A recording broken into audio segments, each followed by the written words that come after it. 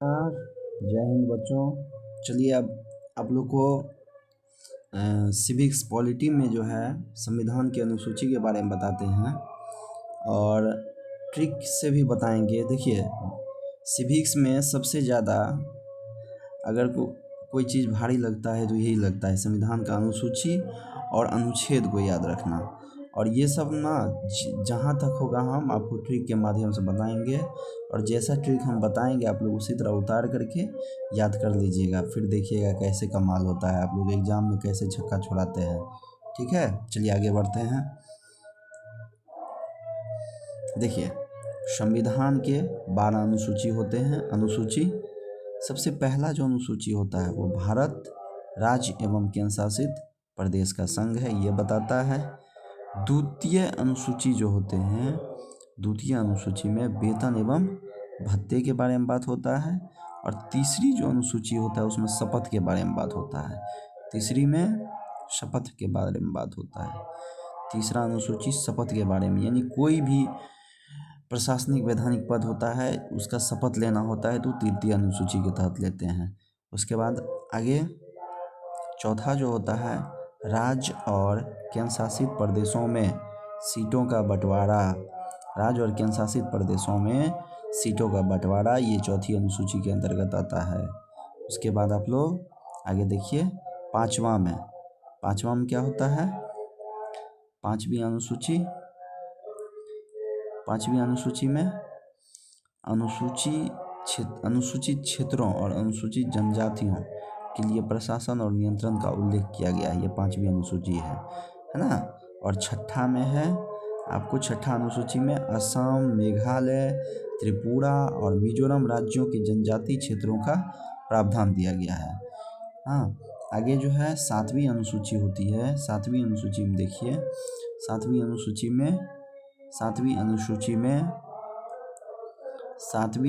में क्या है? संघ सूची, राज्य सूची, समवर्ती सूची। सातवीं अनुसूची की तीनों सूची के बारे में बताया गया है। और संघ सूची में जो विषय था वो कितना था? 97 था, वो अब 100 हो गया है। राज्य सूची में पहले 66 था, वो अब 61 हो गया है। और समवर्ती सूची में पहले विषय कितना था? 47 था और वो 52 हो गया है। इस तरह करके याद रखिएगा इसको। उसके बाद हम लोग चलते हैं फिर 8वीं अनुसूची में। 8वीं अनुसूची क्या करता है? 22 भाषाओं का उल्लेख करता है। हम आगे ट्रिक के माध्यम से आपको बताएंगे 22 भाषा का कैसे याद रखना है, 22 भाषा संविधान के। आगे फिर है 9वीं में भूमि अधिग्रहण कानून, प्रथम संविधान संशोधन 1951 के द्वारा।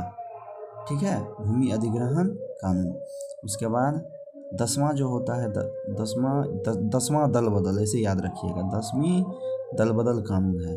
और ये किसके तहत लाया गया है? 52वें संविधान संशोधन 1985 के द्वारा। ठीक है, देखिए ये सब भी संविधान संशोधन भी बहुत ज़्यादा पूछता है, इसलिए ये सब पर भी ध्यान देना है आप लोग को। आगे देखिए फिर क्या कह रहा है? 11वीं अनुसूची पंचायती राज संस्था, 73वें संविधान संशोधन 1993 के तहत। और फिर 12वीं जो है शहरी क्षेत्रों के स्थानीय स्वशासन, 74वें 1993 संशोधन के तहत। हाँ, 1993 में जो संविधान संशोधन हुआ उसके तहत 12वीं में। अब आप ये थोड़ा सा पॉइंट ध्यान रखिएगा कि राजधानी को 69वां संविधान संशोधन के तहत राष्ट्रीय राजधानी क्षेत्र का दर्जा दिया गया था 69वां संविधान संशोधन के द्वारा। ठीक है, चलिए अब हम लोग इसको देखते हैं ट्रिक के माध्यम से। ट्रिक के माध्यम से ये कैसे याद रहता है इसको देखिएगा। देखिए अनुसूची का ट्रिक यहाँ पर हम बनाए हैं। अनुसूची क्या कह रहा है? सबसे पहले एक बार डायरेक्ट रिवाइज कर लेते हैं। एक राज्य ने संघ बनाया, 2 ने मिलकर वेतन पाया, 3 बार शपथ लेकर, 4 सीटों को बनवाया, 5 SC ST साथ लिए, 6 में मातमसा छाया, 7वीं को बांटकर, 8वीं को लपेटकर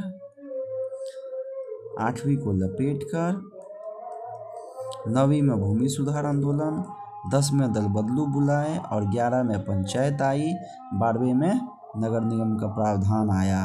कहने का मतलब समझे कैसे इसको याद रखना है कि फिर से एक बार हाँ रिवाइज कर लीजिएगा। एक राज्य ने संघ बनाया, कहने का मतलब क्या कि पहला वाला जो अनुसूची होती है एक में क्या कह रहा है, एक राज्य ने संघ बनाया, यानी पहला वाला जो अनुसूची हो गया इसमें भारत में 28 राज्य और 8 केंद्र शासित प्रदेश भारत के संघ राज्य है, ये सब के बारे में बताया गया है। फिर कह रहा है 2 ने मिलकर वेतन पाया। दूसरा में क्या होता है, राष्ट्रपति, राज्यपाल, लोकसभा के अध्यक्ष, उपाध्यक्ष, राज्यसभा के सभापति, उपसभापति, सुप्रीम कोर्ट, हाई कोर्ट के न्यायाधीश, CGA सबका वेतन जो निर्धारित होता है वो कहाँ से होता है, दूसरी अनुसूची के तहत। ठीक है, वेतन यहीं से। 3 में तीसरा में क्या कह रहा है, तीसरा में शपथ लेना। तो शपथ कौन लेता है, जो अभी अभी पढ़े हैं वेतन पाता है वो शपथ लेते हैं इसके तहत। उसके बाद फिर अगला है 4 ने सीटों को बनवाया। 4 में क्या कहा, राज्यसभा और केंद्र शासित प्रदेश में यूटी के सीटों का वितरण बताया गया है कि किसमें कितना सीट मिलता है। उसके बाद आगे है 5वां में SC ST साथ लिए। 5वां में क्या कह रहा है, SC ST साथ लिए, ST ST साथ लिए। तो अनुसूचित क्षेत्रों और अनुसूचित जातियों के लिए प्रशासन और नियंत्रण के बारे में उल्लेख है इसमें। छठा जो है, छठा में कह रहा है 6 में मातम सा छाया। मातम सा छाया कहने का मतलब क्या हुआ, M से मिजोरम, A से असम, T से त्रिपुरा और M से मेघालय, यानी ये चारों राज्यों के बारे में के जनजातीय क्षेत्रों के प्रशासन के बारे में बताया गया है। इसीलिए कहता है 4 में मातम सा छाया। 4 में मातम सा राज्यों के जनजातीय क्षेत्रों के प्रशासन के बारे में उल्लेख किया गया है। 6 में मातम सा छाया। उसके बाद अगला हो गया आपको 7वीं को बांटकर। कहने का मतलब क्या हो गया कि 7वीं में केंद्र और राज्यों के बीच शक्ति के बंटवारा के बारे में बताया जाता है। शक्ति के बंटवारा के बारे में बताया गया है, जैसा कि हम बताए भी थे आप लोग को कि 7वीं में संघ सूची जो होती है वो 97 पहले विषय था उसमें, अब उसमें 100 हो गया। राज्य सूची जो होती है ये 66 से 61 के बीच आती है। समवर्ती सूची क्या है, 17 से 47 से 52 के बीच। एक दिन हम समवर्ती ये सूची पर भी आप लोग को वीडियो बना देंगे, इसका पूरा हर एक चीज़ बता देंगे सूची क्या होता है। चलिए आगे हम देखिए क्या है, 8वीं को लपेटकर। तो 22 भाषाओं का उल्लेख इसमें किया गया है। पहले 14 था, अब बाद में 22 हो गया। अब इस 22 भाषा का हम लोग ट्रिक देख लेते हैं, कैसे ट्रिक वाइज हम लोग को याद रखना है इसका। देखिए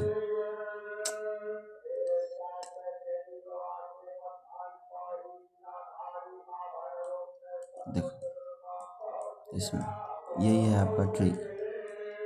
ये जो है देखिए, सबसे पहले ये सब कुछ पॉइंट है, याद रखिएगा ये सब। हाँ, सबको स्टार पॉइंट में लिख लीजिएगा ये सबको। 1967 में सिंधी भाषा को 21वां संविधान संशोधन के तहत जोड़ा गया। 1992 में कोंकणी, मणिपुरी, नेपाली को 71वां संविधान संशोधन के तहत जोड़ा गया। और 2003 में मैथिली, संथाली, डोगरी एवं बोडो को 8वीं अनुसूची के तहत 8वीं अनुसूची में शामिल किया गया है। और ये 92वां संविधान संशोधन 2003 में हुआ था, उसके तहत किया गया है। ठीक है, अब इस 14 भाषा का ट्रिक देखिए कैसे है। 14 भाषा का ट्रिक, सबसे पहले 14 भाषा के बाद 15 से 18 को कैसे जोड़ा गया है वो देख लीजिए। 15 से 18 भाषा को, यानी 14 के बाद 15, 16, 17, 18 4 को जोड़ा गया है। तो एक हो गया सेंधा नो मो को, सेंधा सिंधी, नो नेपाली, 16वीं में जोड़ा गया है। म से मणिपुरी 17 में और क से कोंकणी भाषा 18 में। ठीक है, इस तरह से 4 भाषा यहाँ याद हो गया होगा। 14 के बाद सेंधा नंबर सौ से सिंधी, न से नेपाली, म से मणिपुरी और क से कोंकणी हो गया। अब 18 तक आ गए हैं। फिर देखिए अब आगे देखिए 19वीं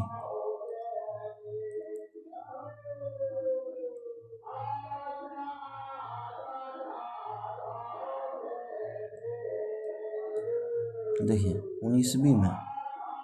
19वीं से 22वीं तक के लिए एम से महेंद्र सिंह धोनी का बल्ला, ये ट्रिक हो गया। नीचे लिखा हुआ है यहाँ महेंद्र सिंह धोनी का बल्ला। एम से फिर मैथिली जो कि 19वां नंबर में जोड़ा गया है। 47 20 में क्योंकि 21 में बोडो 22 में। इस तरह से ऊपर में याद रखे थे ना, ऊपर में 4 हो गया और यहाँ 4 हो गया, 4 4 8, यानी 14 के बाद 22 भाषा के लिए ये टोटल आपको क्लियर। ठीक है, अब आगे बढ़ते हैं। 9वां में क्या कह रहा है? 9वीं में देखिए 9वां में क्या कह रहा है? 9वां में कह रहा है भूमि सुधार अधिनियम, यानी प्रथम संविधान संशोधन 1951 द्वारा भूमि सुधार आंदोलन जो कि 284 अधिनियम के तहत उपस्थित हुआ था। 284 अधिनियम के तहत इसको शामिल किया गया है। ठीक है, और 10वां में दल बदलू, नाम से स्पष्ट। 10ला में दल बदलू यानी 52वें संविधान संशोधन अधिनियम के द्वारा 1985 में दल बदलू कानून बनाया गया था, है ना।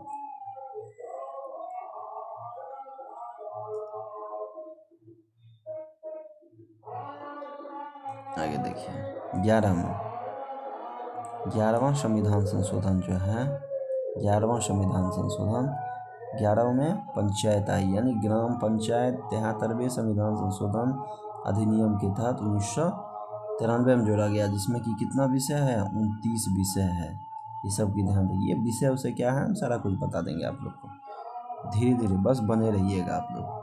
अब है 12 में नगर निगम का प्रावधान आया, यानी 74वां संविधान संशोधन 1993 द्वारा 18 विषय प्रदान किया गया है, 18 सब्जेक्ट इसमें प्रदान किया गया है। 12 में नगर निगम का प्रावधान आया, यानी ये सब ट्रिक को एक साथ याद रख के इस तरह से इसको याद रख लेना है। ठीक है, धन्यवाद।